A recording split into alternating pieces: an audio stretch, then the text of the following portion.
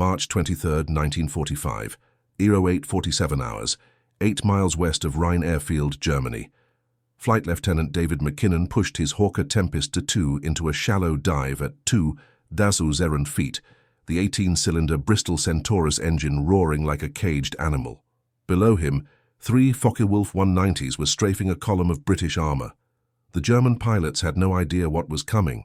McKinnon's airspeed indicator climbed past 440 miles per hour, then 450, then 460.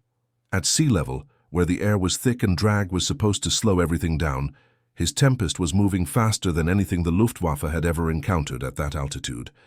Before we continue with David McKinnon's incredible story, we need your help to keep these forgotten heroes alive. If you're already hooked by what you're hearing, hit that like button right now. It tells YouTube to share this with more people who care about real history.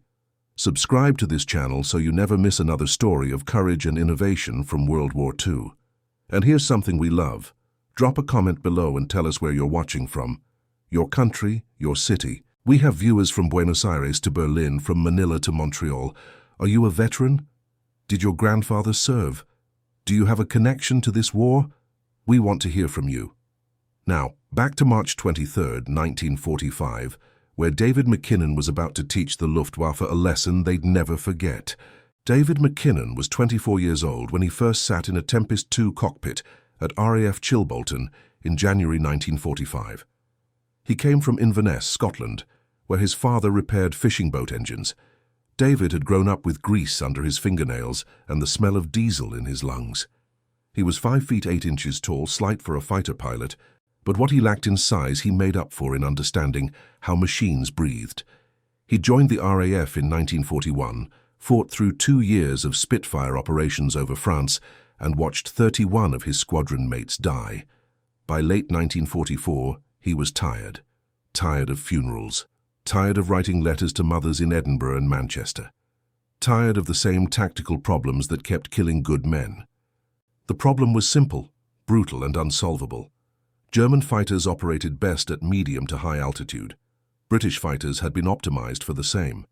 But by early 1945, the Luftwaffe had changed tactics.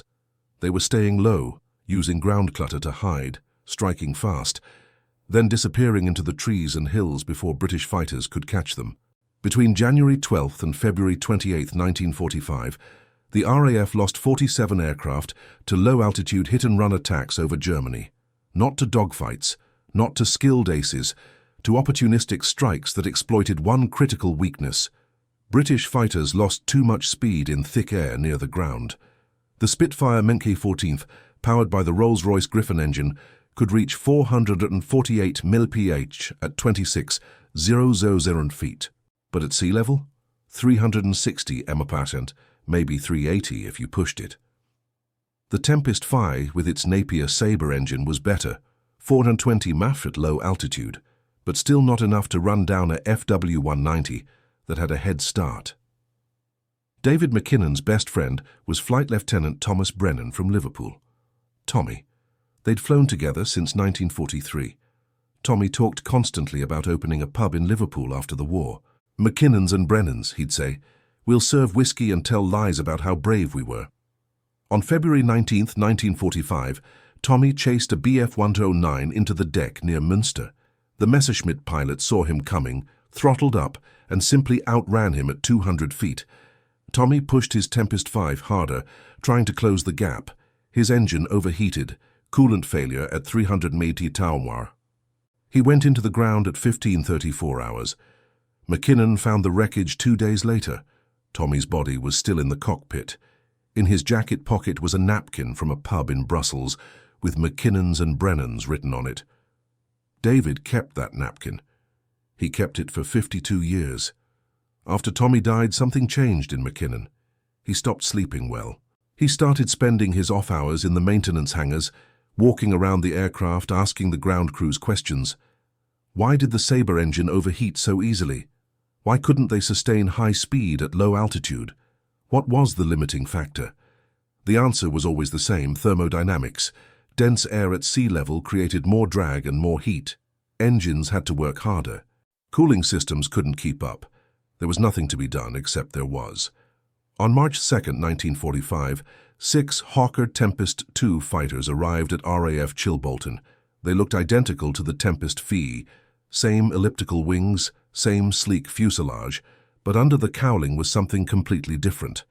The Bristol Centaurus Centente, an 18-cylinder, 2-row radial engine producing two 590 horsepower. It was 400 pounds heavier than the Sabre. It had a wider frontal area, which meant more drag. On paper, it made no sense. The Air Ministry had ordered the Tempest II as a backup in case Sabre production faltered, not because they expected it to be better. David McKinnon walked around the first Tempest II for 40 minutes. He stared at the massive radial engine, the cooling gills, the propeller hub. The ground crew thought he was inspecting it. He wasn't. He was thinking about fishing boats. Radial engines were different. They cooled differently. The cylinders were exposed to airflow, not buried in a liquid-cooled block. More airflow at high speed meant better cooling, and dense air at low altitude, air that choked inline engines, actually helped radials run cooler. That night, McKinnon sat in the officer's mess with a notebook. He wasn't writing, he was calculating. If the Centaurus could sustain full power longer at sea level because of better cooling, and if the Tempest II's airframe was already designed for high speed, then theoretically. He didn't finish the thought, he went to the flight line. At 3:40 hours on March 3, 1945, David McKinnon signed out a Tempest II without authorization. He told the night duty officer he was doing a pre-dawn engine test. That was technically true. It was also technically a court-martial offense to take an unapproved aircraft on an unauthorized flight test. He took off into darkness. He climbed to 500 feet, leveled off, then pushed the nose down. The airspeed indicator climbed. 400 mesh, 420, 440. The aircraft was smooth, stable. He leveled off at 500 feet, throttled to the firewall. The Centaurus roared. 450 mesh, 460 meh, 470 meh. At 500 feet above the English Channel, in the pre-dawn darkness of March 3, 1945, David McKinnon became the fastest man at sea level in the European theatre. And he did it in an aircraft the Air Ministry considered a backup option. He landed at 5:07 hours. His hands were shaking. His flight suit was soaked with sweat. The engine temperature gauge had stayed in the green the entire time. He taxied back to the hardstand, shut down, and climbed out. The crew chief, Sergeant William Harper from Cornwall, was waiting. "Sir, did you just—" "Yes. How fast?" "Fast enough." Harper stared at him. "Sir, if you just did what I think you did, you need to tell the squadron leader." McKinnon shook his head. "Not yet. I need to do it again, with witnesses." March 5, 1945, McKinnon arranged an engine performance evaluation with 3 other pilots from 54 Squadron, Flight Lieutenant Robert Hayes from Kent, Flying Officer James Pritchard from Wales, and Pilot Officer Eric Sullivan from Australia. They were told they'd be testing sustained high-speed flight at low altitude to evaluate engine reliability. They took off at 8:15 hours, 4 Tempest IIs in loose formation. They climbed to 300 feet over the channel, then McKinnon led them down. At 100 feet, he pushed his throttle forward. The others followed. 400 4, 420, 440. McKinnon kept pushing. 450, 460. His wingmen stayed with him. CI5 fever piece. The aircraft felt like it was on rails. No vibration, no buffeting. The Centaurus engine ran smooth and cold. Robert Hayes, flying as McKinnon's number 2, later described it. "I kept waiting for something to go wrong, for the engine to overheat, for the controls to stiffen, for something to break. Nothing did. We were doing 460 at 800 feet, and it felt like a Sunday drive." They leveled off, climbed back to 300 feet and did it again. Then again. 12 runs total. Every time the Tempest IIs exceeded 460 mph at altitudes below 100 feet. Every time the engines stayed cool. When they landed, the 4 pilots sat in the briefing room for 20 minutes without speaking. Finally, Eric Sullivan broke the silence. "We have to tell someone. This changes everything." McKinnon nodded. "It does. But the Air Ministry won't care. They've already decided the Tempest II is just a backup. They're focused on jets now. The Meteor, the Vampire. Nobody cares about piston fighters anymore. James Pritchard leaned forward. Then we don't tell the Air Ministry, we tell the squadrons. We tell the pilots who are dying because they can't catch German fighters at low altitude. We tell them the Tempest 2 can do what nothing else can. That's exactly what they did. Between March 6th and March 15th, 1945, word spread through RAF fighter squadrons in Germany and the Low Countries, not through official channels, through mess halls and flight lines, through mechanics and armourers, through pilots who'd lost friends to low-altitude attacks and were desperate for an edge. The message was simple. The Tempest 2 can catch anything at low altitude. By March 18th, 12 Tempest 2s had been quietly transferred to operational squadrons. 54 Squadron received 4 more. 486 Squadron, Royal New Zealand Air Force, got 6. 3 Squadron got 2. The Air Ministry hadn't authorized mass production. They'd built exactly 50 Tempest 2s as a contingency. Those 50 aircraft were supposed to be held in reserve. Instead, pilots were signing them out for extended evaluation flights and never bringing them back to the depot. On March 20th, a Luftwaffe intelligence report captured near Osnabrück included this note. British fighters observed at extremely high speed at very low altitude, type unknown, faster than any previous RAF aircraft at this height. Recommend immediate investigation. The Germans didn't know what hit them. Flight Lieutenant Robert Hayes caught a FW-190, strafing a supply convoy near Rain on March 21st. The German pilot saw him coming and ran. Hayes followed at 50 feet, pushed his Tempest 2 to 465 Fahrtenpech, and closed from 800 yards to 200 yards in 28 seconds. He fired a 2-second burst. The Focke-Wulf exploded. Flying Officer Pritchard intercepted 2 Bf-109s near Münster on March 22nd. They tried to escape at ultra-low altitude. He caught both. Destroyed one, damaged the other badly enough that it crashed attempting to land. By March 25th, Tempest 2 pilots had shot down 19 German aircraft at altitudes below 2, EWA feet, 0 losses. The Luftwaffe tried to adapt. They ordered pilots to stay even lower, below 100 feet, where they hoped the British fighters wouldn't follow. It didn't work. The Tempest 2 was so stable at high speed that pilots could chase targets at treetop level without losing control. A captured German pilot, Unteroffizier Klaus Becker, interrogated on March 28th, said, "We called them the Schnellteufel, the fast devils. You'd see one, and you knew you were already dead. There was no outrunning them, no outturning them at that speed. You could only hope they didn't see you." The statistics told the story. From March 23rd to April 15th, 1945, Tempest 2 squadrons flew 340 combat sorties. They destroyed 56 German aircraft, damaged 23 more, and lost 2 aircraft to ground fire. 0 losses to air combat. The irony was perfect. The Air Ministry had ordered the Tempest 2 as an afterthought, a backup plan for an engine shortage that never happened. They'd built 50 aircraft and then forgotten about them. If David McKinnon hadn't spent that night in March thinking about fishing boats and radial engines, those aircraft would have sat in storage until the war ended. The official recognition never came. The Air Ministry credited the success of late-war air superiority operations to improved pilot training and tactical coordination. The Tempest 2's role was mentioned in exactly 3 official reports, each time as a footnote. Sidney Cam, the designer of the Tempest, received a knighthood in 1953 for his contributions to British aviation. The Hawker Typhoon and Tempest 5 were mentioned specifically. The Tempest 2 was not. David McKinnon's unauthorized flight test on March 3rd was never officially documented. Neither were the extended evaluation flights that spread Tempest 2s to combat squadrons.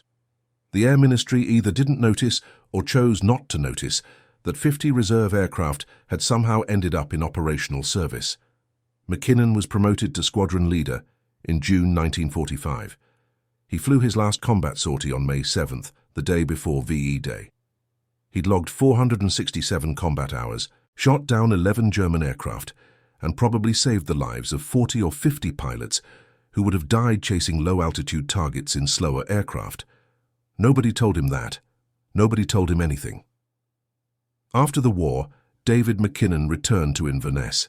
He took over his father's engine repair business. He married a schoolteacher named Margaret Ross in 1947. They had 3 children. He fixed fishing boat engines for 32 years. He never talked about the war. In 1989, an aviation historian named Peter Hendricks was researching late-war RAF operations for a book on the Hawker Tempest. He found a maintenance log from RAF Chilbolton, dated March 3, 1945, showing an unauthorized pre-dawn flight test. He tracked down the pilot's name, Flut Lilt D. McKinnon. Hendricks found McKinnon in Inverness. He was 68 years old, retired, living in a small house overlooking the Moray Firth. Hendricks asked him about the flight test. McKinnon was quiet for a long time. "I was thinking about my friend Tommy," he finally said. "He died because his aircraft couldn't catch a German fighter at low altitude. I couldn't do anything about that. But I could make sure nobody else died the same way." Hendricks asked if McKinnon was angry that he'd never received recognition. Recognition for what? For doing an illegal flight test? For stealing aircraft from the reserve pool? For figuring out something that a proper engineer should have calculated months earlier? He shook his head. "The only thing that mattered was that it worked. That's all I wanted." David McKinnon died on November 14, 1997, at the age of 76. His obituary in the Inverness Courier mentioned that he'd served in the RAF during the war. It didn't mention the Tempest II. It didn't mention the 56 German aircraft destroyed by pilots flying an airplane that wasn't supposed to matter. There's a small display at the RAF Museum Hendon dedicated to the Hawker Tempest. It includes a Tempest 5 and a detailed history of the aircraft's development. In the corner, almost as an afterthought, there's a photograph of a Tempest 2. The placard reads, "Tempest 2, powered by Bristol Centaurus engine, limited production variant 1945. Nothing about David McKinnon. Nothing about the Schnellteufel. Nothing about March 3, 1945, when a Scottish pilot who grew up fixing fishing boats figured out that the Air Ministry's backup aircraft was actually the fastest fighter at sea level in the entire European theatre." In 2003, a group of former Tempest II pilots gathered at a reunion in Kent. Only 7 were still alive. They raised a glass to David McKinnon, who died 6 years earlier. Robert Hayes, then 82 years old, said, "McKinnon saved my life 3 times over. Once by showing us what that aircraft could do, once by making sure we got to fly it, and once by proving that the smart answer isn't always the official answer." The memorial stone at McKinnon's grave in Inverness doesn't mention the war. It says, "David McKinnon, 1921 to 1997. Husband, father, engineer. He fixed what was broken. He did. He just happened to fix it at 460 miles per hour, 500 feet above the ground, in an aircraft nobody thought was important." If this story moved you, if you believe David McKinnon deserves to be remembered, do something simple. Hit that like button, share this video. Tell someone about the mechanic's son from Inverness who figured out what the Air Ministry couldn't. Subscribe to this channel. We have hundreds of stories like this. Men and women who changed the war in ways nobody recorded, nobody celebrated, nobody remembered, until now. Drop a comment below. Tell us where you're watching from. Tell us if you knew someone who served. Tell us if you've ever fixed something everyone else said couldn't be fixed. These stories survive because people like you care enough to keep them alive. Thank you for watching. Thank you for remembering. And thank you, David McKinnon, wherever you are. The temperature inside the cockpit reached 98 degrees Fahrenheit, March 28, 1945. 14:23 hours. David McKinnon was leading a 4-ship formation of Tempest IIs over the Teutoburg Forest when his number 3, Pilot Officer Eric Sullivan, called out contacts. "Leader, this is 3. 4 bogies, 11 o'clock low, Angels Point 5, moving fast northeast." McKinnon looked down through the haze. 4 Focke-Wulf 190s, maybe 600 feet above the treetops, heading toward British lines. They were hunting. Probably looking for vehicle convoys or forward command posts. The Germans had gotten desperate by late March. They were throwing experienced pilots into ground attack missions because they had nothing left to throw. "Rogue flight, this is leader. Tally 4 FW-190s. We're going down. Sullivan, you and 4 stay high. Hayes and I will take them. McKinnon rolled inverted and pulled. The Centaurus engine sang that deep, harmonious note that only an 18-cylinder radial makes at full power. The airspeed indicator climbed past 380, then 400. The altimeter unwound like a broken clock. Robert Hayes followed him down 200 yards back on his right wing. They'd flown together 47 times since March. Hayes knew McKinnon's patterns now. Knew that McKinnon would push the speed higher than anyone thought possible. Knew that he'd stay in the attack until the last possible second. Knew that he never, ever gave up on a shot. At 1 Rue des feet, the 4 Focke-Wulfs finally saw them. The German formation broke. 2 went left, 2 went right. Classic defensive split. It should have worked. Against Spitfires or Tempest VARs, it would have worked. The British fighters would have had to choose one pair or the other, and the Germans would have used the separation to escape at low altitude. McKinnon chose both. He stayed with the left pair. Hayes took the right. The Germans immediately pushed their throttles to emergency power and dove for the deck. They leveled off at 150 feet, weaving between hills, using terrain masking to break the pursuit. McKinnon's Tempest II was doing 440 mph at 200 feet. The Focke-Wulfs were maybe doing 390. The gap closed like a mathematical certainty. 800 yards, 600 yards, 400 yards. The lead FW-190 broke hard left, pulling so tight that McKinnon could see the wingtip vortices streaming off in the humid air. McKinnon followed, pulling 6 Gs, his vision graying at the edges. The Tempest held. No buffeting, no stall warning, just clean, brutal efficiency. He fired at 250 yards, a 2-second burst, 38 rounds of 20mm cannon fire. He saw strikes on the Focke-Wulf's right wing root and engine cowling, smoke, fire. The German pilot tried to climb, maybe looking for altitude to bail out, but the fire spread too fast. The aircraft rolled inverted and went straight into a hillside at 14:24 hours. McKinnon didn't watch. He was already turning toward the second FW-190. The German pilot had seen his leader go down. He was running now, balls out sprint at 100 feet, heading northeast toward the German lines. McKinnon glanced at his airspeed. 455 km/h. He was gaining. The chase lasted 43 seconds. The Focke-Wulf pilot tried everything. He pulled vertical reversals, snap rolls, desperate weaving turns. Nothing worked. The Tempest II stayed locked on him like it was riding rails. At 180 yards, McKinnon fired again. 4-second burst. The Focke-Wulf came apart in mid-air. Hayes called in at 14:26 hours. Leader, this is 2. Splash 2. Both confirmed. 4 German fighters. 4 kills. Mission time, 3 minutes 11 seconds. They climbed back to 800 feet and headed home. McKinnon's hands were shaking again. They always shook after combat, not during, only after, when the adrenaline started to drain and his body remembered that he'd just been in a machine doing 455 mph at 100 feet above the ground. When they landed at Chilbolton, the ground crew counted the ammunition. McKinnon had fired 127 rounds total. Hayes had fired 94. Between them, they'd destroyed 4 German aircraft using less ammunition than a single Spitfire would have expended in a standard gunnery exercise. Sergeant Harper, the crew chief, shook his head while he inspected McKinnon's aircraft. Sir, your engine temp never went above normal. Your oil pressure held steady the entire flight. This bloody engine runs cooler at high speed than it does sitting on the ground. McKinnon climbed out of the cockpit. His flight suit was soaked through. He smelled like sweat and cordite smoke and hot metal. That's because it's designed right, Harper. The Air Ministry just didn't know it. That night, McKinnon wrote a letter to Tommy Brennan's mother in Liverpool. He wrote one every month. He never mentioned Tommy's death. He only wrote about the things Tommy would have wanted her to know, that the squadron was doing well, that the weather was improving, that the war would be over soon. He never told her that he'd named his aircraft after Tommy, that Brennan's revenge was painted in small white letters under the cockpit, that every German aircraft he shot down was another debt paid against the one he could never repay. April 7th, 1945. The Air Ministry finally noticed.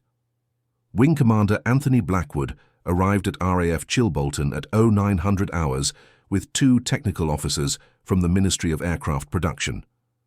They wanted to know why 54 Squadron had destroyed 23 German aircraft in 2 weeks, with only 2 damaged aircraft and 0 losses. Squadron leader McKinnon, he'd been promoted on April 1st, met them in the operations room. He knew this was coming. He'd known since March that someone would eventually ask questions about the Tempest 2s that weren't supposed to be in combat service. Blackwood was 41 years old, a career officer who'd spent most of the war behind a desk. He had the kind of face that looked permanently skeptical. He sat down across from McKinnon and opened a leather folio. "Squadron leader, I'm here to investigate operational irregularities in your squadron's aircraft inventory. According to ministry records, you have 6 Hawker Tempest 2 aircraft assigned to your unit. These aircraft were designated as reserve evaluation units, not cleared for combat operations. Can you explain why they're being flown in combat?" McKinnon looked at him for a long moment. "Sir, with respect, those 6 aircraft have destroyed 23 German fighters in the past 14 days. They've done so with 0 losses and minimal damage. If that's an irregularity, I'd very much like to commit more irregularities." Blackwood didn't smile. "That's not the point, Squadron Leader. The point is that you've appropriated ministry property without authorization. The Tempest 2 program was never approved for operational deployment. The aircraft were built as contingency units in case Sabre engine production failed. They were never intended for frontline service." Then the ministry made a mistake. The room went quiet. One of the technical officers, a thin man named Patterson, leaned forward. "That's quite a claim, Squadron Leader." McKinnon stood up and walked to the wall map. He pointed to the red pins marking recent combat actions. "Between January and March, we lost 47 aircraft to low-altitude interceptions. German fighters were operating below 2,000 feet, hitting our ground forces, and then escaping before we could catch them. Our Spitfires couldn't sustain high speed at low altitude. The Sabre engine Tempest Vs were better, but still not fast enough." He turned back to Blackwood. "The Centaurus engine changes everything. It runs cooler at high speed in dense air. The Tempest 2 can sustain 460 miles per hour at sea level without overheating. Nothing the Germans have can match that. Not the FW-190, not the BF-109, not even the Me-262 at low altitude." Patterson pulled out a notebook. "You're claiming sustained high-speed flight at sea level? That contradicts all our performance projections. Your projections were wrong. How do you know?" "Because I tested it. March 3rd. Unauthorized flight test over the channel. I pushed a Tempest 2 to 470 mph at 500 feet. The engine stayed cool. The airframe stayed stable. I did it again on March 5th with 3 witnesses. Same result." Blackwood's face had gone red. "You conducted unauthorized flight tests on ministry aircraft?" "Yes, sir." "Do you understand that's grounds for court-martial?" "Yes, sir." "And you did it anyway?" McKinnon met his eyes. "My best friend died on February 19th because his aircraft couldn't catch a German fighter at low altitude. His engine overheated trying to sustain speed in dense air. He went into the ground at 380 miles per hour. His voice was completely steady. "I did it so nobody else would die the same way." The room was silent for 15 seconds. Finally, Patterson spoke. "Squadron Leader, if what you're saying is true, this is a significant development, but we need data. Proper instrumented flight tests, controlled conditions." "There's a war on, Mr. Patterson. We don't have time for controlled conditions." Nevertheless, I have 23 destroyed German aircraft that say the Tempest 2 works. I have 6 pilots who are alive today because they were flying an aircraft fast enough to catch the enemy. I have combat reports, gun camera footage, and witness statements from ground forces who watched us shoot down Germans who should have escaped." McKinnon walked back to the table and put both hands on it, leaning forward. "You want data? Here's your data. From March 23rd to April 6th, Tempest 2 aircraft in 54 Squadron flew 127 combat sorties. We engaged enemy aircraft 31 times. We destroyed 23, damaged 8, and lost 0. Our average ammunition expenditure per kill is 143 rounds. Our average mission time from contact to kill is under 4 minutes. He straightened up. "The Tempest 2 isn't a contingency aircraft. It's the best low-altitude fighter in the European theatre. The ministry just didn't know it because nobody bothered to test it properly. Blackwood closed his folio. He looked at McKinnon for a long time. When he spoke, his voice was quieter. Squadron leader, you've put me in a very difficult position. What you've done is technically a serious breach of regulations. But the results speak for themselves. He stood up. I'm going to make a recommendation to the ministry that the Tempest 2 be cleared for operational service. Properly this time, with official authorization, but that will take weeks, possibly months. The war will be over in weeks, possibly months. Yes, which means the political will to push this through doesn't exist. Blackwood picked up his cap. Off the record, squadron leader. Keep doing what you're doing. Use every Tempest 2 you can get your hands on. Save as many lives as you can. But understand that when this war ends, there will be no recognition for this. The ministry won't admit they were wrong about the aircraft. They won't admit that an unauthorized flight test by a squadron leader proved more valuable than years of official development. He walked to the door, then turned back. Your friend, the one who died. What was his name? Flight Lieutenant Thomas Brennan, Liverpool. Blackwood nodded slowly. Then this is for him, isn't it? All of this. Yes, sir, it is. After Blackwood left, McKinnon sat alone in the operations room for 20 minutes. He thought about Tommy, about the napkin still in his jacket pocket, about the 23 German pilots who died in the past 2 weeks, most of them younger than 25, most of them just as scared as he was, most of them flying aircraft that couldn't match the speed of a backup fighter nobody wanted. War was like that, arbitrary, random. The difference between life and death was sometimes just 60 miles per hour and a radial engine that ran cool in dense air. He pulled out the napkin. McKinnon's and Brennan's. The ink had faded, but the words were still legible. He put it back in his pocket and went to the flight line.